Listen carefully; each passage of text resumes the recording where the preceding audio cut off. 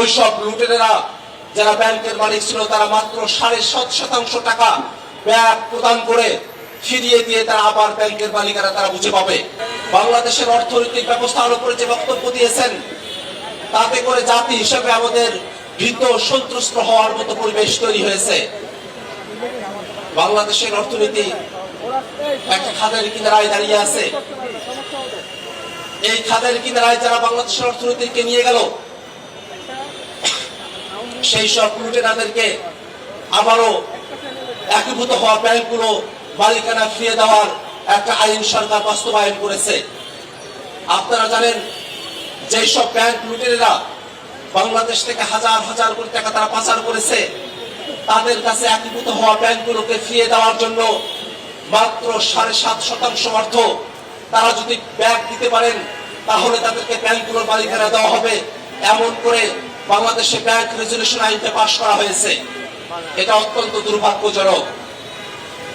অন্তর্বর্তীকালীন সরকারের সময় যাতে একীভূত হওয়া 5টি ব্যাংক এসালম সহ যাদের কাছে ছিল, যারা ব্যাংকের লুটেরা হাজার হাজার কোটি টাকা বিদেশে পাচার করেছে, তাদের হাত থেকে ব্যাংকগুলোকে রক্ষা করার জন্য যে আইনটা করা হয়েছিল সেখানে ওই লুটেরা মালিকেরা শেয়ার হোল্ডাররা তারা ব্যাংকগুলোতে আর ফিরতে পারবে না সে আইনটা করা হয়েছিল, অধ্যাদেশ করা হয়েছিল। কিন্তু দুর্ভাগ্যের বিষয় যখন এই আইনটা সংসদে নিয়ে আসা হলো সেখানে পরিবর্তন নিয়ে আসা হলো যে ওইসব লুটেরেরা যারা ব্যাংকের মালিক ছিল তারা মাত্র 7.5% টাকা ব্যাংক প্রদান করে ফিরিয়ে দিয়ে তারা আবার ব্যাংকের মালিকারা তারা বুঝে পাবে।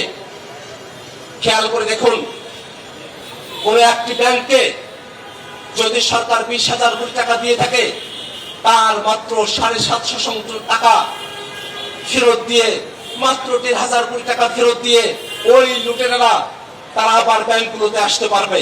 অর্থাৎ যেই ব্যক্তিরা ব্যাংক থেকে হাজার হাজার কোটি টাকা লুটপাট করে নিয়ে গেছে তাদের জন্য 1,500 কোটি টাকা অর্থাৎ 20,000 কোটি টাকার এত অল্প একটু অংশ জোগাড় করা তাদের জন্য অসম্ভব কোনো বিষয় নয়। তারা আরো খুশিতে মাত্র 7.5% টাকা ব্যাংক দিয়ে হাজার হাজার কোটি টাকা তারা লুটপাট করলো, তারা বৈধতা পাবে, আবার তারা লুটপাট করবে। বাংলাদেশের ব্যাংক খাতগুলোকে ধ্বংস করা হবে, অর্থনীতিকে ধ্বংস করা হবে। তার মধ্য দিয়ে এদেশের শ্রমিকেরা মেহনতি মানুষেরা তাদের মজুরিতে বাধাগ্রস্ত করা হবে, তাদের জীবন মানকে কমিয়ে নিয়ে আসা হবে। বাংলাদেশকে অর্থনৈতিক একটা খাদের কিনারায় নিয়ে গিয়ে দাঁড় করানো হবে। এমন ধরনের আইন সংসদে পাশ করানো হয়েছে। আমরা যখন দেখি হাজার হাজার কোটি টাকা লুটপাট করা হয়